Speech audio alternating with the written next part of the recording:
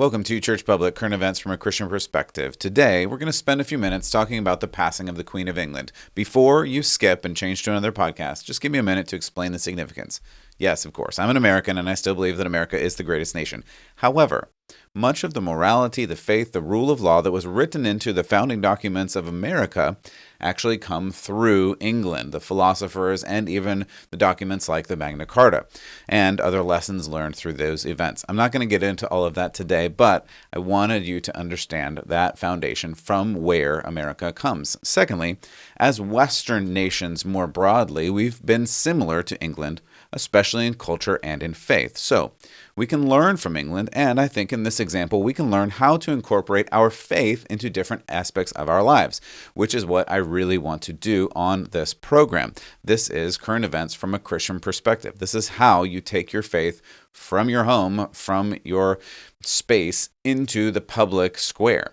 How do we do that and keep our faith? That's what I say every time. How do you keep your faith? I hope that you are doing that, and I think in today's episode, we can learn a little bit about that. So, if you're willing, let's go on this journey together. Thanks for listening. I'm Matt Odegaard, and this is Church Public.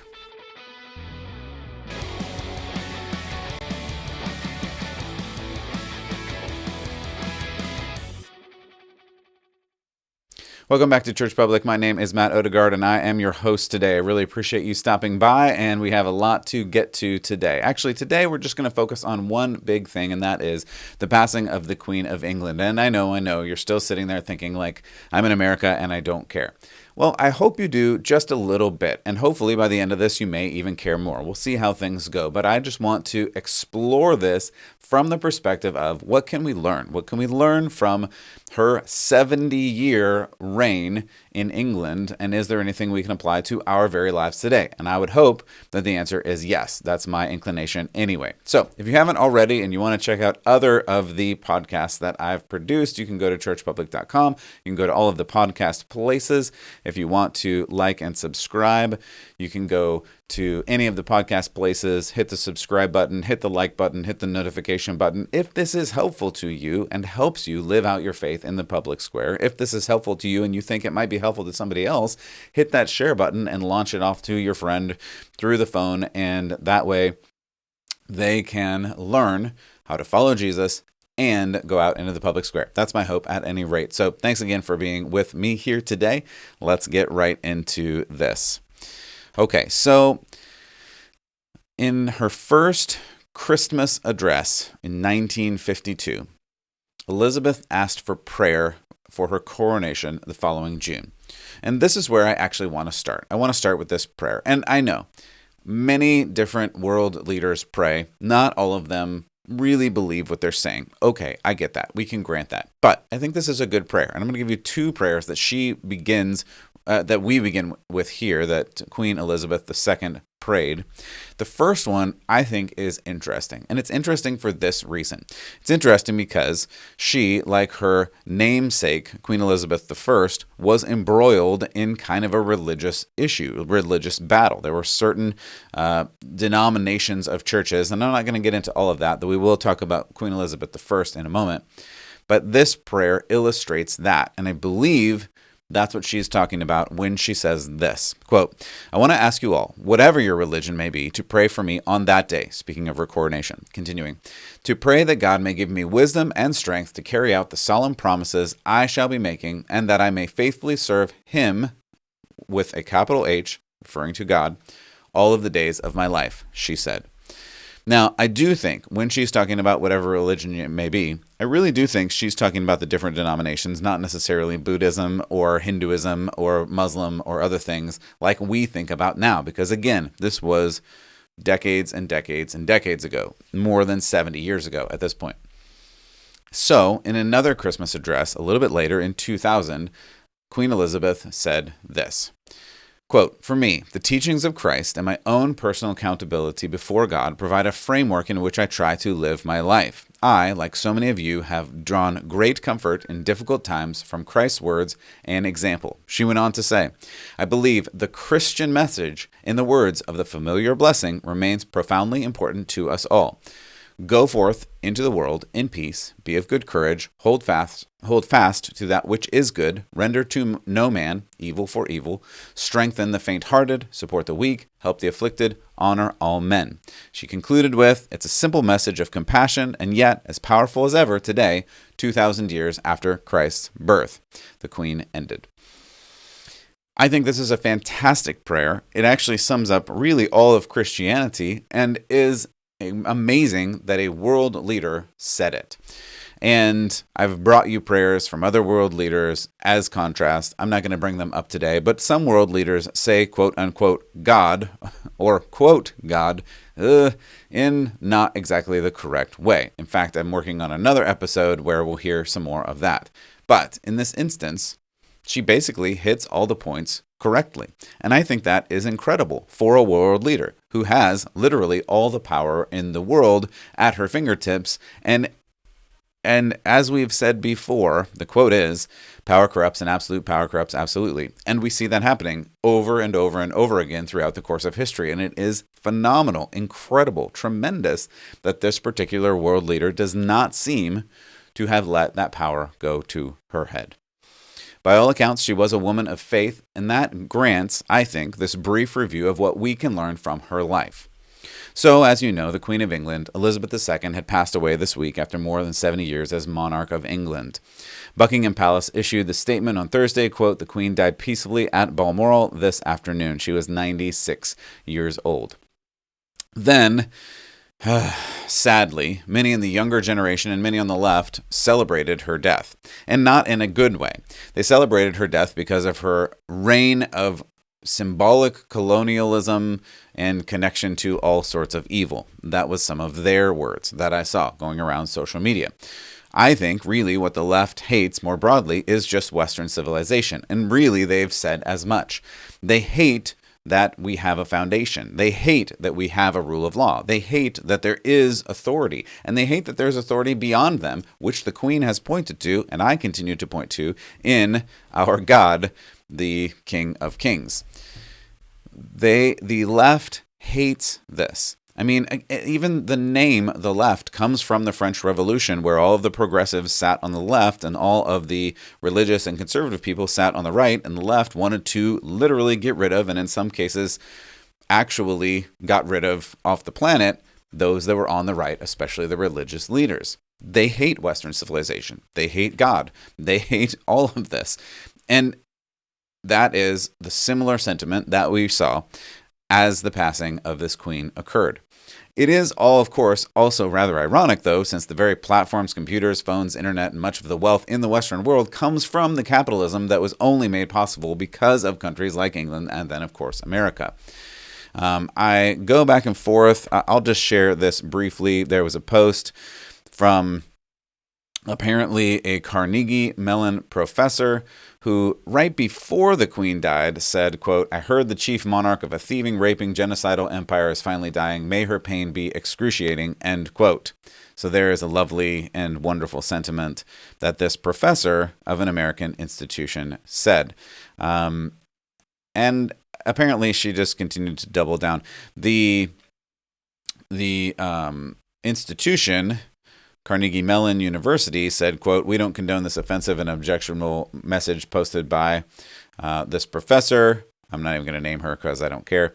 On her personal social media account, they said free expression is core, blah, blah, blah, whatever. Twitter took it down, and I actually think that's a mistake. I think Twitter should not have taken it down. I think this is one of those things where they're censoring issues, and they said it was hate speech, and it is, but I think this should be the legacy of this professor, because clearly this professor believes this. And I think that's a great representation of the left, in that this leftist professor really thinks that the Queen of England symbolizes all that's wrong with the world, especially Western civilization, as I've just mentioned before.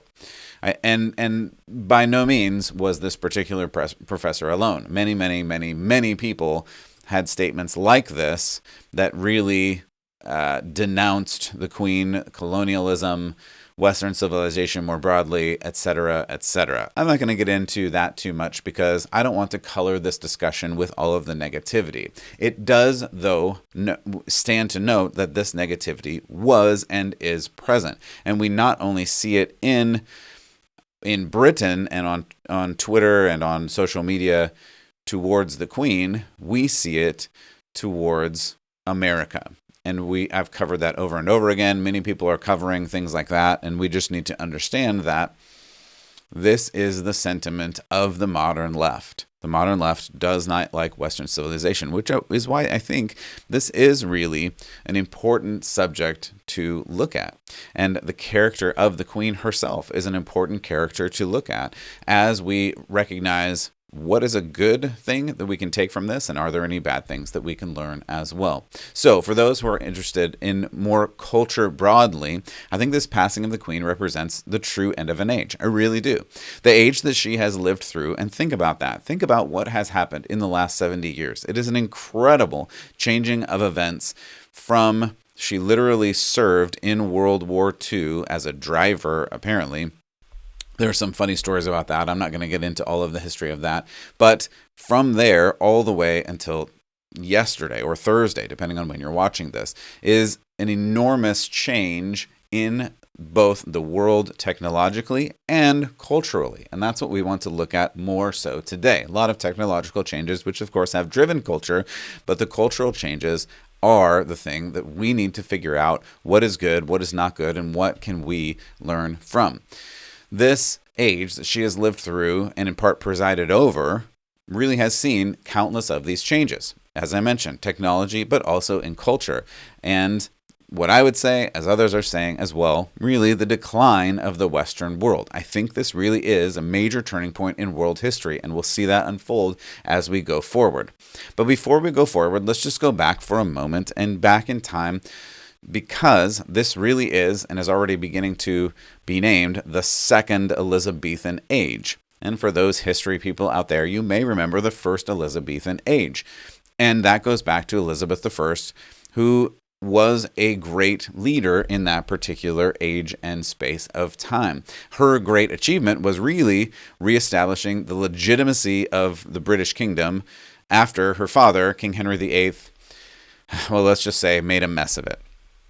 But here's the point that I want us to get to today, because what we talk about here is current events from a Christian perspective. There are things we need to learn and know about the First Elizabethan Age and the Second from a Christian perspective and from a church perspective. And they are, in fact, interestingly, to me at least, very similar in the things that were going on, especially within the church. Just for a brief church history reminder, at the time of Henry VIII's death, there was a struggle whether England, which had just switched over to being majority Protestant and really nationally Protestant, whether the church would go back to being Catholic. And the crown had passed from Henry VIII after his death to his son Edward VI, who was a friend to the Reformation and believed literally a friend to John Calvin. Edward VI really wanted England to go even more Protestant. He wanted the nation to understand who Jesus was and how to follow him, which I think is very exciting and interesting. But sadly, he died as a teenager, so the crown went to his half-sister Mary, who some would know as Bloody Mary, and for good reason. Again, we won't get into most of that history today, but the point that stands that we need to talk about is that she wanted to establish or reestablish the Catholic form of state religion, and in part succeeded in that.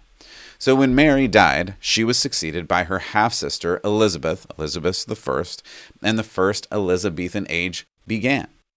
Elizabeth I reestablished, again, Protestantism in a form of the state religion, and in fact, the empire saw a majority of peace and prosperity, probably more than they had ever seen before. So fast forward from there, several kings came and went since Elizabeth I, and I'm not going to, again, get into the details of that, but it's important to understand the history of the first and now second Elizabeth. So, as I mentioned, I think we're now at another major turning point in world history.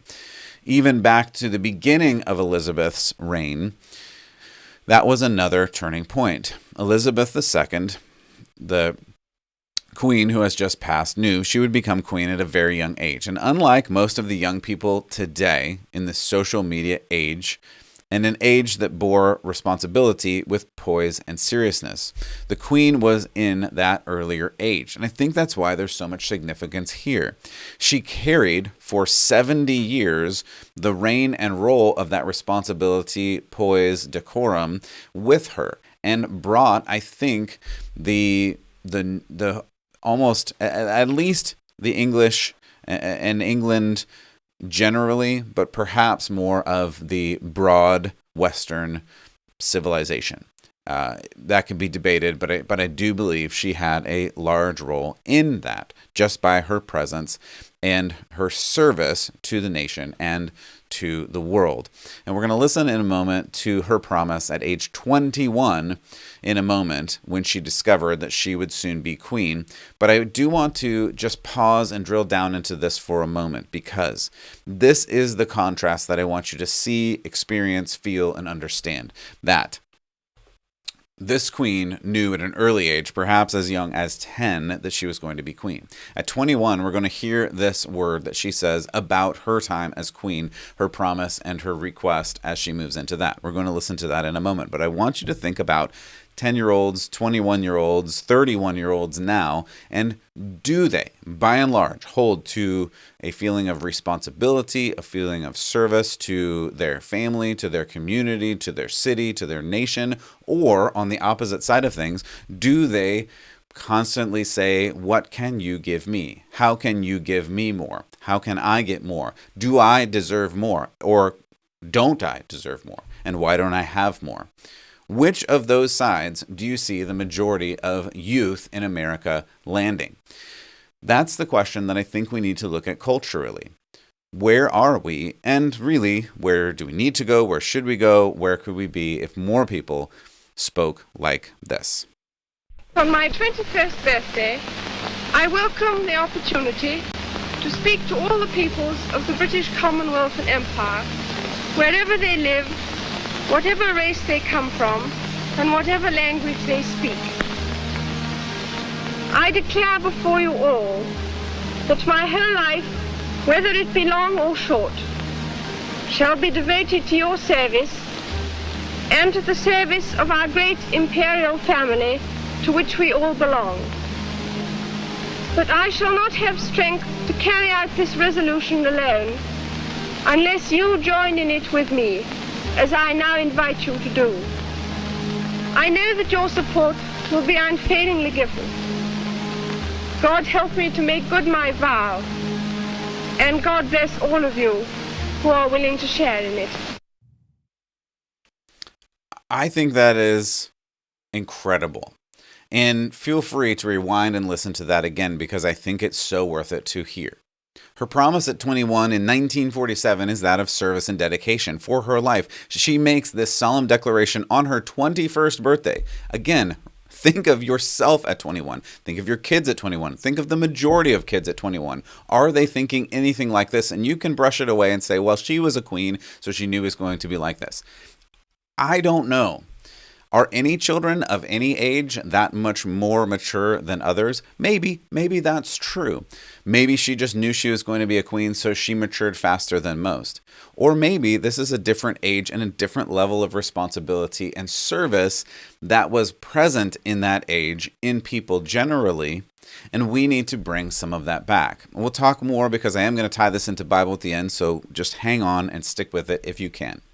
So on her birthday, on her 21st birthday, she said, quote, I declare before you all that my whole life, whether it be long or short, and we know that it has now been long, she continues, shall be devoted to your service, speaking of the nation, and the service of our family to which we all belong. Of course, as Americans, that doesn't necessarily connect. But she goes on to say, I need your help, and I need the help of God, and God bless us all.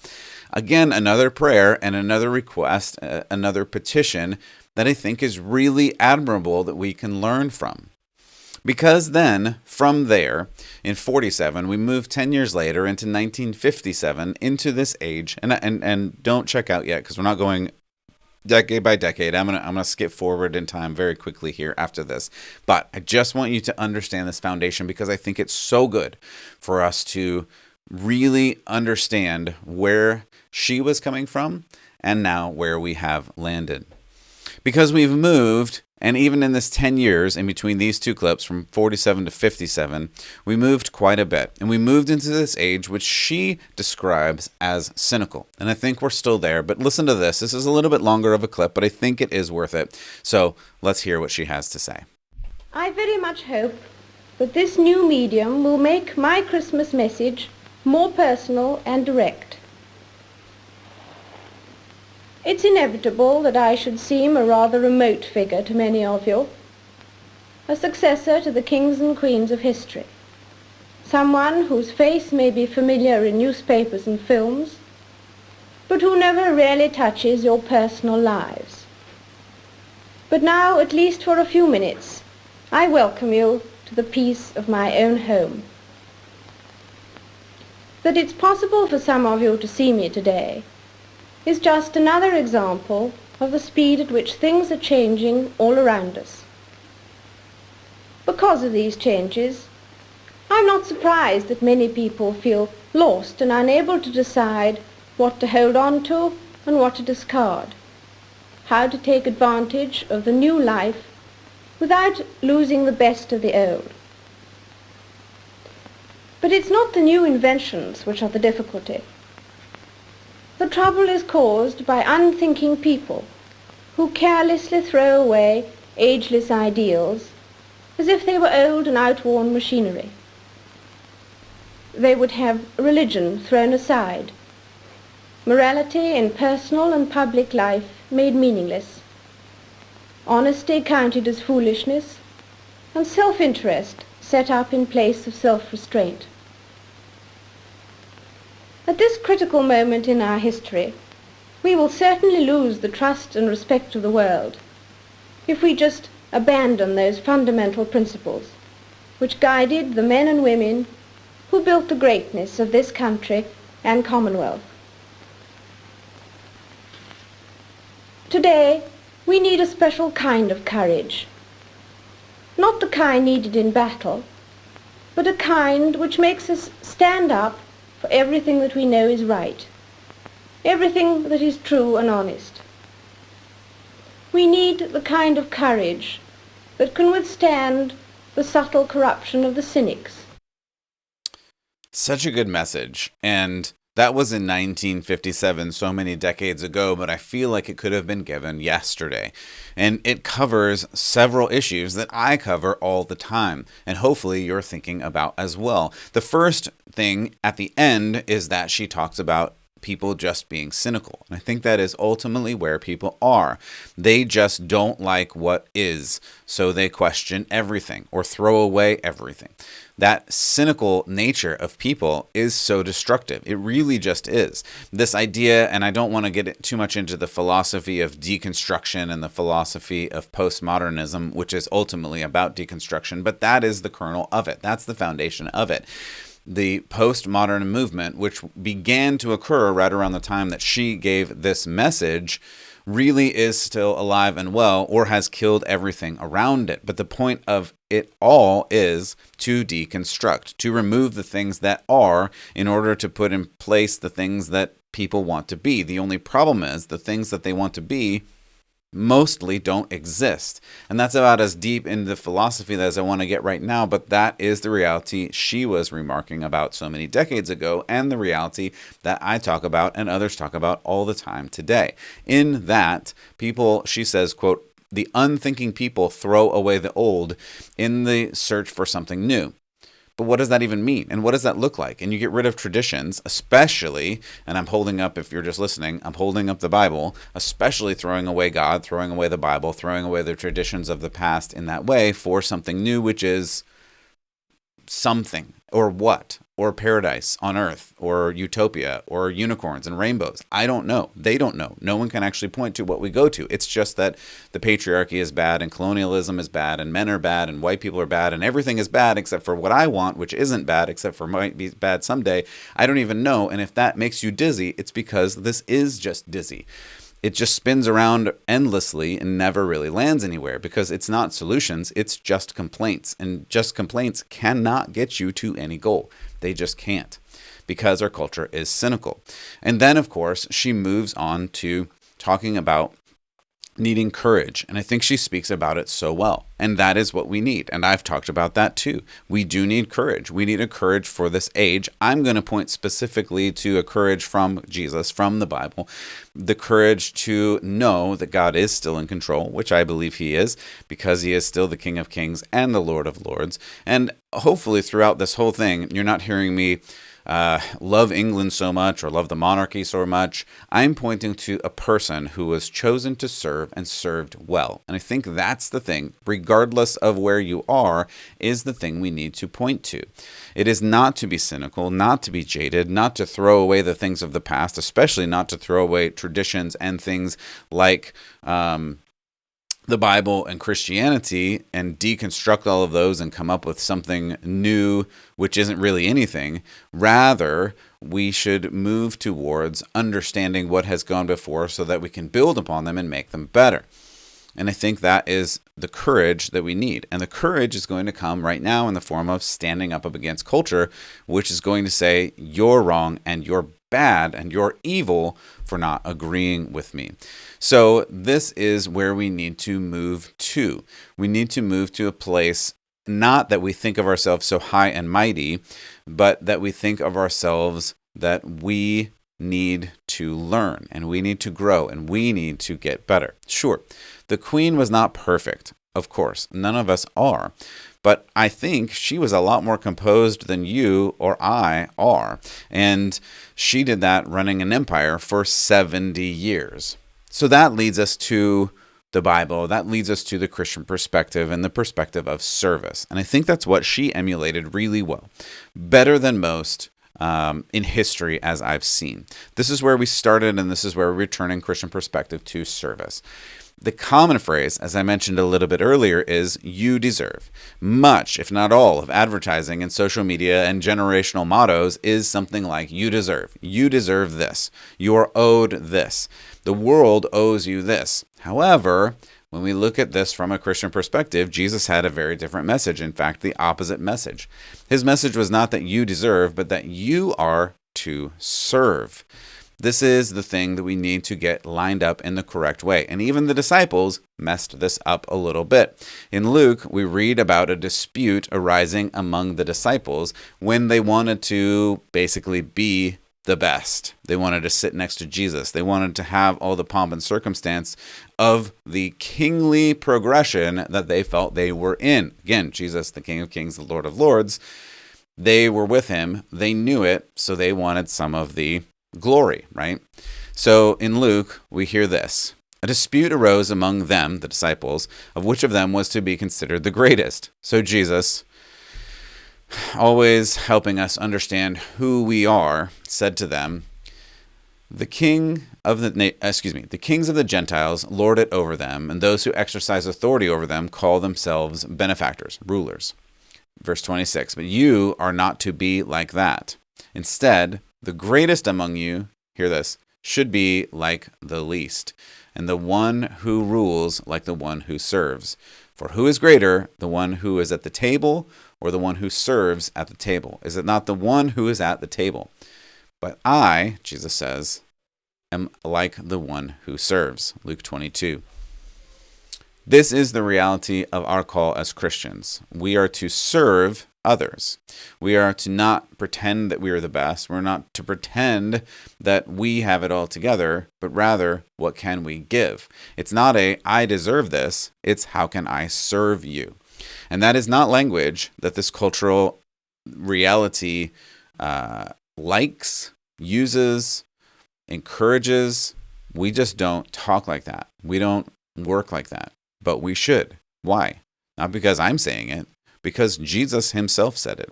If you call yourself a Christian and you're following after the way of Christ, again, Jesus is the way, the truth, and the life. That means the way you work, the way you live, the truth you know, and the life that you have should be in service of Christ. And what does Christ say in this passage in Luke 22?